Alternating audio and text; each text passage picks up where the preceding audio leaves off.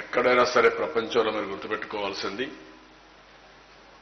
ఒక విభజన జరిగినప్పుడు ఒక వ్యక్తి, ఒక ఇల్లు కానీ, ఒక కంపెనీ కానీ, ఒక రాష్ట్రం కానీ, ఒక దేశం కానీ, ఏదైనా కానీ ఫెయిర్గా ఉంటుంది. ఇద్దరికి సమానంగా ఏ విధంగా విభజన చేయాలో చేస్తారు. అలాంటిది లేనప్పుడు కనీసం ఈ కూడా చేయకుండా గవర్నమెంట్ ఆఫ్ ఇండియా ఇచ్చిన హామీలు కూడా చేయకుండా, రెండోది మనల్ని అణగదొక్కే ప్రయత్నం చేయడం. మనం చేసినంత అడిగాం, మాకు ఇవన్నీ ఇమ్మని, ఎందుకు ఇవ్వరని నిలదీశాం. దానిపైన ఇన్కమ్ ట్యాక్స్ దాడులు, మూకుమ్మడిగా 3 ప్రభుత్వాలు కలిసి ఈరోజు మన మీద దాడి చేయడం. ఒక పక్క కేంద్రం, ఒక పక్క తెలంగాణ, ఒక పక్క జగన్మోహన్ రెడ్డి ఇక్కడ అపోజిషన్లో ఉండి వాళ్ళతో లాలోచి ఇప్పుడు ముగ్గురు కలిసి చేయడం. అయినా కూడా మనం ఫోకస్ని విడనాడలేదు. ఎక్కడ కూడా అనుకున్న లక్ష్యాన్ని ఎక్కడ డివియేట్ కాలేదు. 2014లో 15లో ఆ రోజుల్లో మీరు చూస్తే ఒక విజన్ ఇచ్చాం. ఆ విజన్ కూడా ఈ ప్రాంతంలో ఉండే వనరులు ఏమున్నాయి, ఇబ్బందులు ఏమున్నాయి, మానవ వనరులు ఏ విధంగా ఉన్నాయి, ఇవన్నీ కూడా క్రోడీకరించుకుని ఒక నిర్దిష్టమైనటువంటి పాలసీలు కానీ, లక్ష్యాలు కానీ ఎంపిక చేసుకుని మనం ముందుకు పోయాం. దానివల్ల నేను ఇంకొక పక్కన ఇప్పటికి 22 వీడియో కలెక్టర్స్ కాన్ఫరెన్స్ పెట్టాం. దగ్గర ఇన్ని కలెక్టర్స్ కాన్ఫరెన్స్ ఎందుకు పెట్టామంటే 3 నెలలకు ఒకసారి జీఎస్టీపీ ఎవాల్యుయేట్ చేయడం, ఏదైతే పర్ఫార్మెన్స్ అంతా కూడా ఒకసారి ఎవాల్యుయేట్ చేయడం, లక్ష్యాలు పెట్టుకోవడం, ఎంతవరకు చేశారో ఇవన్నీ కూడా మానిటర్ చేస్తూ వచ్చాం. ఈరోజు ఐఎమ్ వెరీ హ్యాపీ, మళ్ళా ఇయర్ రిజల్ట్స్ వచ్చాయి. మీకు ఎన్నోసార్లు నేను పరీక్షలు రాస్తే పిల్లలు ఏ విధంగా అయితే ప్రోగ్రెస్ రిపోర్ట్ చూసుకుంటారో, సేమ్ థింగ్ ఈ ప్రభుత్వం ఎవ్రీ క్వార్టర్ 5 సంవత్సరాలుగా ప్రతి ఒక్క క్వార్టర్ ఇవన్నీ చూసుకొని ఎక్కడికక్కడ ముందుకు పోయాం. ఈ ఇయర్ మీరు చూస్తే 18-19 ఎస్టిమేట్స్ 11.02% వచ్చింది. 11.02% ఆల్ ఇండియా కంటే 4.02% ఎక్కువ. ఆల్ ఇండియా 7%, వాళ్ళు 7% అయితే మనం 11.02కి వచ్చాం.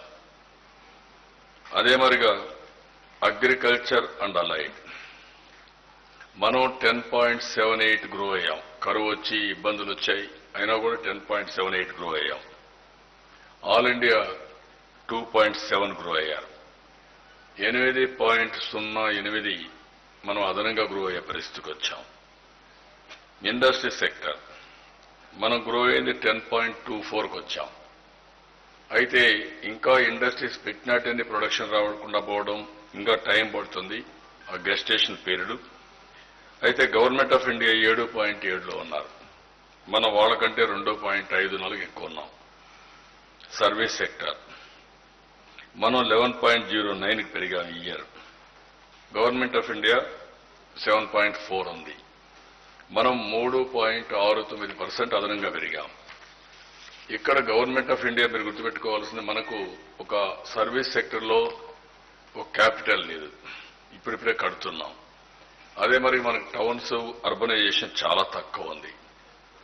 ఇంకొక పక్కన సర్వీస్ సెక్టర్ని కాంట్రిబ్యూట్ చేసే ఎడ్యుకేషన్, హెల్త్, ఐటీ ఇలాంటివన్నీ కూడా, బ్యాంకింగ్, టూరిజం, ట్రేడ్, హోటల్స్, ఇవన్నీ కూడా చాలా తక్కువ ఉన్నాయి. దానివల్ల ఈరోజు మనం ఇంకొక పక్కన మీరు చూస్తే మంది సర్వీస్ సెక్టర్ కాంట్రిబ్యూషన్ జీఎస్టీపీలో 46%, అదే తెలంగాణ 64%, ఇంకా పెరిగి ఉండొచ్చు ఇప్పుడు. అదే కర్ణాటక 65%. ఇప్పుడు ఇంకొక పక్కన చూస్తే పర్ క్యాపిటల్ ఇన్కమ్ ఈరోజు మనం 1,64,025 రూపాయలకు రీచ్ అయ్యాం. అంటే మొత్తం ఆల్ ఇండియా లెవెల్లో 1,26,699 రూపాయలు ఉంది. దానికంటే 37,326 రూపాయలు మనం అదనంగా ఉన్నాం. కానీ సౌత్ ఇండియాలో మనం లోయెస్ట్. అది కూడా నేను ఒకసారి మీకు ఎక్స్ప్లెయిన్ చేస్తాను. ఇది ఈ ఇయర్ అయితే 5 years ఆవరేజ్ మీరు ఒకసారి చూసుకుంటే 10.82% 5 సంవత్సరాలు ఆవరేజ్ అని పెరిగాం. ఫస్ట్ ఇయర్ 9.2% వచ్చింది. స్టెబిలైజేషన్ ఇవన్నీ ఉన్నాయి. అక్కడి నుంచి గ్రో అవుతూ వచ్చాం. 2 అంకెల అభివృద్ధి సాధించాం. 10.82 ఆవరేజ్ అని 5 years గ్రో అయ్యాం. ఆల్ ఇండియా 7.6 అయ్యారు. వాళ్ళకంటే 3.22% మనం అదనంగా గ్రో అయ్యాం. ఇన్ని కన్స్ట్రైంట్స్ ఉండి అదే కేంద్రం మనకు సహకరించుంటే, తెలంగాణ మనకి ఇవ్వాల్సిన అన్ని కూడా మనకు వచ్చుంటే చాలా కంఫర్టబుల్ గా ఇంకా మెరుగైన ఫలితాలు సాధించేవాళ్ళం. ఒకవేళ వాళ్ళు ఇవ్వకపోతే అదొక యాంగిల్, దానికోసం పోరాడుతున్నాం. కక్ష సాధింపుగా మన ప్రభుత్వం పట్ల తెలంగాణ ప్రభుత్వం కానీ, కేంద్రం కానీ, జగన్మోహన్ రెడ్డి కానీ, వీళ్ళంతా జగన్మోహన్ రెడ్డిని అభివృద్ధి అడ్డుకుంటే వాళ్ళిద్దరూ అదంతా కలిసి ఆంధ్రప్రదేశ్ ప్రజలపైన కక్ష చేసే పరిస్థితికి వచ్చారు. 5 సంవత్సరాలు అడుగడుగునా అడ్డంకులై ఎక్కడ కూడా ఫ్రీగా మనల్ని పనిచేసుకునేకుండా పోయే పరిస్థితికి వచ్చారు. అదే మరి ఇంకొక పక్కన మీరు చూస్తే ఇది కూడా మీరు చూసినప్పుడు ఫస్ట్ ఇయర్ అయితే 2014-15లో ఓన్లీ ఒక 1.8% మనం అదనంగా ఆల్ ఇండియా కంటే జీఎస్టీపీ గ్రో అయ్యాం. 15-16లో 4.16, 16-17లో 2.20, 17-18లో 4.12, 18-19లో 4.02 మనం ఇదయ్యాం. అంటే కన్సిస్టెంట్ గా డబుల్ డిజిట్ గ్రోత్ వచ్చిన ఏకైక రాష్ట్రం ఆంధ్రప్రదేశ్ రాష్ట్రం. గుజరాత్ రాలేదు, ఇంకొక రాష్ట్రం రాలేదు, ఎవరు రాలేదు.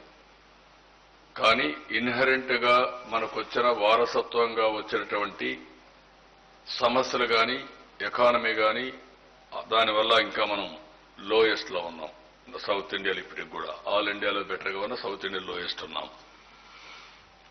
ఇంకొక పక్క ఎకానమీ మీరు చూస్తే సిగ్నిఫికెంట్ గా 5 సంవత్సరాల్లో రెట్టింపు చేయగలిగాం. 101% గ్రో కాగలిగాం.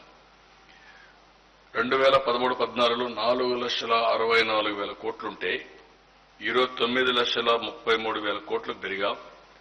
4,69,000 కోట్లు మనం ఆదాయాన్ని జీఎస్టీపీని పెంచుకోగలిగాం. ఇంకొక పక్కన మీరు ఒకసారి చూస్తే అగ్రికల్చర్ అండ్ అలైడ్ చూస్తే 10.92% పెరిగాం. ఆల్ ఇండియా లెవెల్ ఓన్లీ 2.9% పెరిగారు. ఈరోజు దీనివల్ల మనం 1,29,000 కోట్ల రూపాయలు 2013-14లో ఉంటే అది ఇప్పుడు 2,88,000 కోట్లకు పెంచి 123% వ్యవసాయంలో అభివృద్ధి సాధించగలిగాం. అంటే Narendra Modi double digit growth కానీ, లేకుంటే 2 రెట్టింపు ఆదాయం తెస్తానని మాటలో చెప్పాడు. మనం 123% 5 సంవత్సరాల్లో రైతుల ఆదాయం పెంచగలిగాం. అయితే ఆదాయం పెంచగలిగాం, కానీ యూనిఫామ్ గా పెరగల. కరువు ప్రాంతాల్లో కొన్ని సమస్యలు ఉన్నాయి, అలాంటి అనామలీస్ కూడా ఉన్నాయి. దానికోసమే ప్రత్యేకంగా 73,000 కోట్ల రూపాయలు ఖర్చు పెట్టి ఇరిగేషన్ ప్రాజెక్ట్స్ తీసుకున్నాం. నీరు ప్రగతికి వెళ్ళాం, మైక్రో ఇరిగేషన్కి వెళ్ళాం. ఇవన్నీ చేసిన దానివల్ల కొంతవరకు వచ్చింది, కానీ ఇంకా కొన్ని ప్రాంతాల్లో ఈ ప్రత్యేకమైన పరిస్థితులు కరువు వచ్చినప్పుడు, తుఫాన్లు వచ్చినప్పుడు ఇబ్బంది పడ్డాం. ఈ 5 సంవత్సరాల్లో మీరు ఒకసారి చూస్తే రెయిన్ఫాల్ చాలా తక్కువ పడింది. మనకు 5 సంవత్సరాలు రెయిన్ఫాల్ తక్కువ పడింది. 14-15లో 37, 15-16లో 5, 16-17లో 30, 17-18లో 14, 18-19లో 37.4. అదే సమయంలో 2 తుఫాన్లు ఫేస్ చేశాం. ఉద్హుద్, తిత్లీ, నిన్న పెథాన్. ఇవన్నీ వచ్చిన తర్వాత మీరు ఇంకొకసారి ఆలోచిస్తే ఇది విభజన సమయంలో కూడా ప్రజలందరినీ బాధ పెట్టిన సమస్య, ఏమవుతామని భయపడిన సమస్య. ఆ రోజు కూడా మనం రిప్రజెంట్ చేశాం. ఈ రాష్ట్రానికి ఈ 2 ప్రత్యేకమైన సమస్యలు ఉన్నాయి. తుఫాన్లు వస్తాయి, అదే మరి కరువు వస్తుంది. సెకండ్ లోయెస్ట్ రెయిన్ఫాల్ పడే జిల్లా అనంతపురం జిల్లా. దేశంలోనే. రాయలసీమ రాళ్లసీమగా మారిపోతుందని భయపడిన సందర్భం. అక్కడి నుంచి ప్రారంభించాం. ఈరోజు ఇది చేస్తూనే ఇంకొక పక్క మీద చూస్తే పర్ క్యాపిటల్ ఇన్కమ్ 2014-15లో 8.4% ఆల్ ఇండియా కంటే ఎక్కువ ఉన్నాం. ఈ రోజు మీరు చూస్తే 29.5% ఆల్ ఇండియా కంటే ఎక్కువ వచ్చాం. ఇంకొక పక్కన ఆ రోజు 82,870 రూపాయలు పర్ క్యాపిటల్ 13-14 ఉంది. అది 1,64,025 రూపాయలు పెరిగింది ఈ సంవత్సరం 18-19కి. 5 ఇయర్స్ 98% పెంచాం. 81,155. అక్కడ అగ్రికల్చర్ ఆదాయం 123%. ఓవరాల్ గా తలసరి ఆదాయం 98% పెంచగలిగాం. That is the achievement, biggest achievement of this government. No government has done. ఇంకొక పక్కన even then we are in lowest. ఈ ఇయర్ అనౌన్స్ చేసిన ఫిగర్ చూస్తే కర్ణాటక 2,07,062, తెలంగాణ 2,06,107, తమిళనాడు 1,86,178, కేరళ కూడా అరౌండ్ 2 lakhs.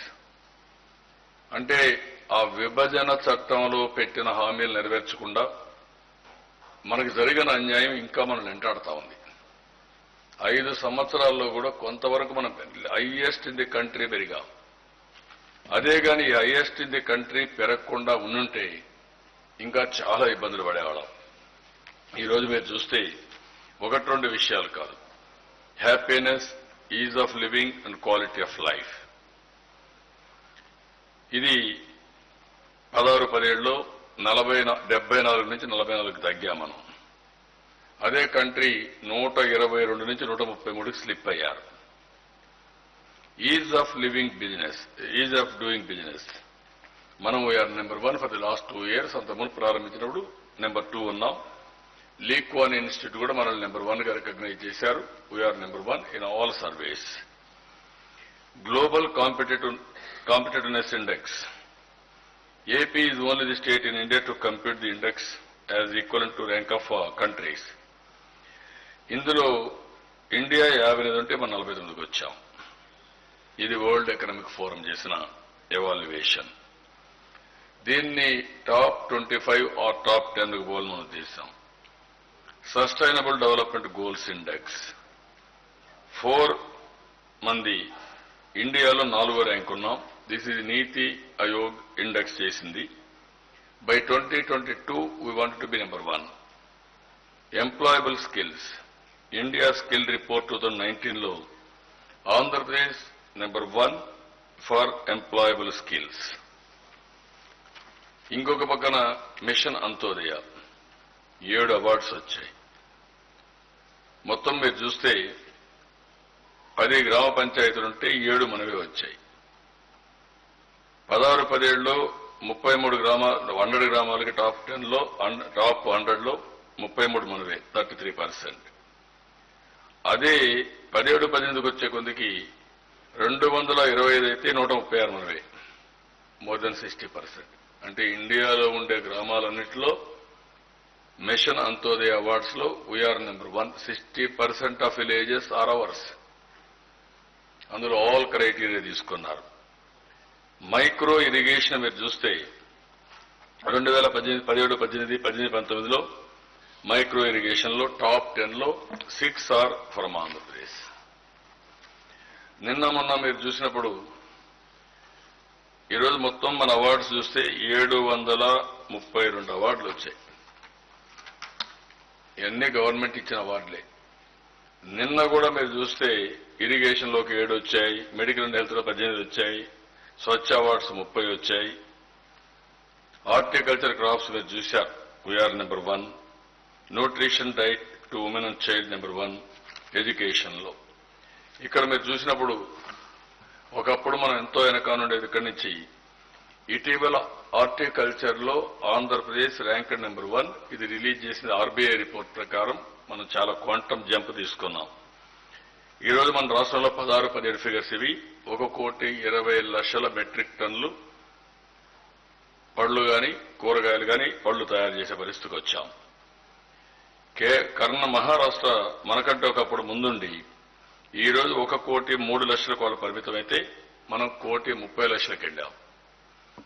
17 లక్షలు వాళ్ళకంటే ఎక్కువ మనం ఉత్పత్తి చేసే పరిస్థితికి వచ్చాం. ఇప్పుడు డిస్టెంట్ నెంబర్ 1కి వెళ్తున్నాం. హార్టికల్చర్ హబ్ గా ఆంధ్రప్రదేశ్ తయారవుతుంది. రాయలసీమ హార్టికల్చర్ అంతా కూడా చాలా పెద్ద ఎత్తున వెళ్తుంది. ఇంకొక పక్కన చూస్తే మహారాష్ట్ర కంటే 1.5 లక్షల హెక్టార్లు ఏకరేజ్ తక్కువ ఉన్నా వాళ్ళకంటే 17 లక్షల మెట్రిక్ టన్నులు అదనంగా ఉత్పత్తి చేశాం. అంటే వాళ్ళకంటే ఏరియా తక్కువ, మంది ఉత్పత్తి ఎక్కువ. దట్ మీన్స్ ఉత్పాదక శక్తి మనం గణనీయంగా పెంచుకోగలిగాం. వరి దిగుబడిలో we are number 2 in the country after Punjab. Future లో పంజాబ్ ను కూడా క్రాస్ అయ్యే పరిస్థితి వస్తాం. ఈ 2-3 సంవత్సరాల్లో మీరు చూస్తే ఒక ఎకరాకి 1432 కేజీలు అదనంగా పెంచగలిగాం. ఇంకొక పక్కన వెరీ ఇంట్రెస్టింగ్, ఇది ఎన్పీకే ఎరువుల వినియోగం బాగా తగ్గించాం. 14-15లో 237.2 కేజీలుంటే అది ఇప్పుడు బాగా తగ్గి 16-17 ఇప్పుడు ఇంకా ఎక్కువ తగ్గింది. ఇది 212.07కి వచ్చింది. అంటే 25.05 కేజీలు హెక్టార్కి తగ్గించాం. More than 10-12%. ఈ 2-3 ఏళ్లలో ఇంకా బాగా తగ్గింది. దీనికి మైక్రోన్యూట్రియంట్స్ ఇవ్వడం, ప్రకృతి సేద్యానికి వెళ్లడం, దిగుబడి పెరిగింది, ఖర్చు తగ్గింది, ఎరువుల వాడకం గణనీయంగా తగ్గించే పరిస్థితికి వచ్చాం. ఇంకో పక్క మాంసంలో అయితే 5,28,000 మెట్రిక్ టన్నుల నుంచి 9,07,09,000 పెంచాం. Same corresponding period. పాల ఉత్పత్తి అయితే 96 లక్షల నుంచి 137 lakh మెట్రిక్ టన్స్కి వెళ్ళాం. కూరగాయలు వెళ్ళాం.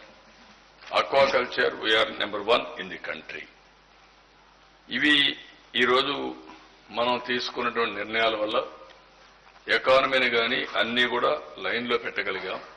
అట్ ది సేమ్ టైం ఇంకా లోయెస్ట్ ఉన్నాం. ఇదే కానీ అందుకే నేను ఎప్పటికప్పుడు ట్రాన్స్పరెంట్ గా ప్రోగ్రెస్ రిపోర్ట్ ప్రజల్లో పెడుతున్నాను. In all aspects, sustainable development goals, లేకపోతే ease of doing business, corrupt free states లో థర్డ్ ఉండలో మనం కరప్ట్ ఫ్రీ, తక్కువ లోయెస్ట్ కరప్షన్ ఉండే స్టేట్స్ లో 3వ స్టేట్ మనం ఉన్నాం. This are all various angles లో ఇక్కడ కూర్చోవడానికి కూడా ప్లేస్ లేని ఇక్కడి నుంచి స్టార్ట్ అయ్యి ఏదైతే సంపద సృష్టించావో ఆ సంపద నుంచి ఈరోజు welfare programmes number 1 in the country. Antyodaya మీరు చూశారు, వీఆర్ టాప్. అదే మరి welfare we are number 1. Nobody can match us. Food security, Chandranna Bima, NTR భరోసా, రైతులకు ఇచ్చినటువంటి రుణమాఫీ, అన్నదాత సుఖీభవ, పసుపు కుంకుమ, ఇంకొక పక్కన అన్నా క్యాంటీన్, ఇవన్నీ మీరు చూస్తే ఎప్పుడూ జరగనటువంటి స్కాలర్షిప్స్. అదే మరి ఆదరణలో ఆధునికమైన పనిముట్స్.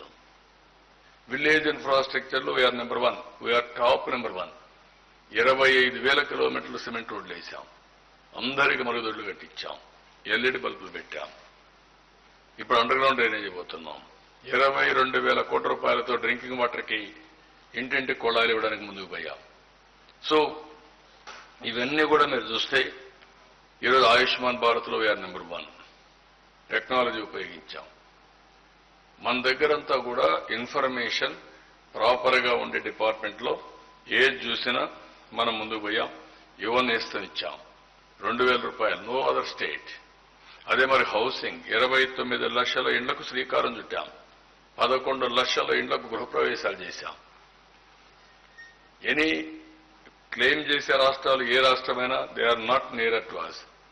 ఒక ఇల్లు కట్టకుండా కథలు మాట్లాడే పరిస్థితికి వచ్చారు. ఈ రోజు కూడా మళ్ళా ఒక 8-7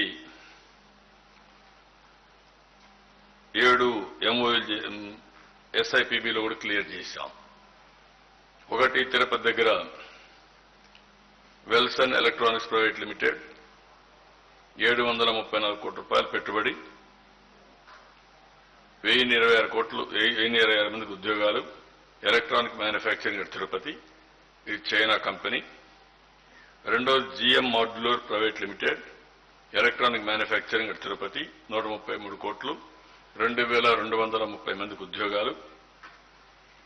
అదే మరిగా టెక్కరన్ బ్యాటరీస్ ప్రైవేట్ లిమిటెడ్, ఇది కూడా శ్రీ సిటీలో ఎలక్ట్రానిక్స్ మ్యానుఫ్యాక్చరింగ్ 445 crores, 200 మెంబర్కి ఎంప్లాయ్మెంట్. వీర్ ఓ మెటల్స్ ప్రైవేట్ లిమిటెడ్, ఇది కూడా అనంతపూర్లో గుడిపల్లి దగ్గర 42 కోట్ల రూపాయల పెట్టుబడి, 240 employment. Wing tech mobile communications private limited, electronic manufacture Tirupati 1030 కోట్లు పెట్టుబడి, వీళ్ళు కూడా 10,098 మంది ఉద్యోగాలు వస్తాయి. ఇండస్ కాఫీ, ఇది కూడా making freeze dried coffee at Naidupet 304 కోట్లు పెట్టుబడి, 300 మందికి ఎంప్లాయ్మెంట్ వస్తాయి. ఏషియా పల్ప్ అండ్ పేపర్, ఇది టైటాన్ సబ్సిడరీ 24,500 కోట్ల రూపాయలు పెట్టుబడి, 14,000 మందికి direct employment. Backward area Prakasam జిల్లాలో రామాయపట్నంలో వస్తుంది. ఒక పక్క పోర్ట్ ఇచ్చాం, ఒక పక్క ఈ పెద్ద ఇండస్ట్రీ వచ్చింది, అల్యూమినస్ స్లరీ కూడా వస్తా ఉంది. ఇవన్నీ కానీ వస్తే పెద్ద ఎత్తున పోర్టుతో సైమల్టేనియస్ గా ఎకనామిక్ డెవలప్మెంట్ కూడా చేశాం. ఇది ఈ రోజు మనం వేసిన ఫౌండేషన్ ఏదైతున్నా ఇవన్నీ కూడా భవిష్యత్తులో బ్రహ్మాండమైన ఫలితాలు ఇస్తాయి. నేను అందుకనే ఈరోజు ఒక రాజకీయ పార్టీ కానీ రాజకీయ నాయకులు కానీ మాటలు చెప్పడం కాకుండా బాధ్యతగా జవాబుదారీతనంతో పనిచేయాల్సిన అవసరం ఉంది. ఈ రాష్ట్రంలో వైఎస్ఆర్ కాంగ్రెస్ పార్టీ అడుగడుగున అడ్డం పడినా, తెలంగాణ ఎన్ని ఇబ్బందులు పెట్టాలనో అన్ని ఇబ్బందులు ఎస్టర్డే ఏంటి నాకు అర్థం కాలేదు వాళ్ళ ఇన్ఫర్మేషన్. తెలుగుదేశం పార్టీ సమాచారాన్ని దొంగిలించడానికి మీరు రైడ్ చేసి దాని జస్టిఫికేషన్ చెప్పుకుంటారా? మీరు ఎంత దుర్మార్గం ఇది? మీరు చేసింది ఏంటి? 160 మంది పనిచేస్తా ఉంటే డిస్మాండిల్ చేస్తారా? భయభ్రాంతులు చేస్తారా? మీరు గవర్నమెంట్ అనేది ప్రజలకి వాళ్ళ మనోభావాలను గౌరవిస్తూ పనిచేయాల్సిన అవసరం ఉంది. అటు కేంద్రం కానీ ఇటు తెలంగాణ ప్రభుత్వం టెర్రరైజ్ చేస్తున్నారు. నిన్న మీరు చూశారు, రామ్ ఇందు ఆయన మొత్తం డీటెయిల్స్ అన్ని రాఫెల్ అంతా పబ్లిసైజ్ చేస్తే ఇప్పుడు అతనికి సీక్రసీ యాక్ట్ కింద కేసు పెడతామని బెదిరిస్తారా? మీరు గవర్నమెంట్ లో ఫైల్ దొంగిలించారు, దొంగతనం పోయిందని మీరు చెప్తారా? అంటే ఎక్కడికి పోతున్నారు మీరు? ఇది రైట్. మీరు ఇన్ఫర్మేషన్ పోతే అక్కడేం చేస్తున్నారు? ఇన్ఫర్మేషన్ దొంగిలించారని కేసు పెడతారు. ఇన్ఫర్మేషన్ పోకపోయినా, ఇన్ఫర్మేషన్ సంబంధం లేకపోయినా ప్రభుత్వ ఆస్తి మేము 15-20 సంవత్సరాల నుంచి పెట్టాం.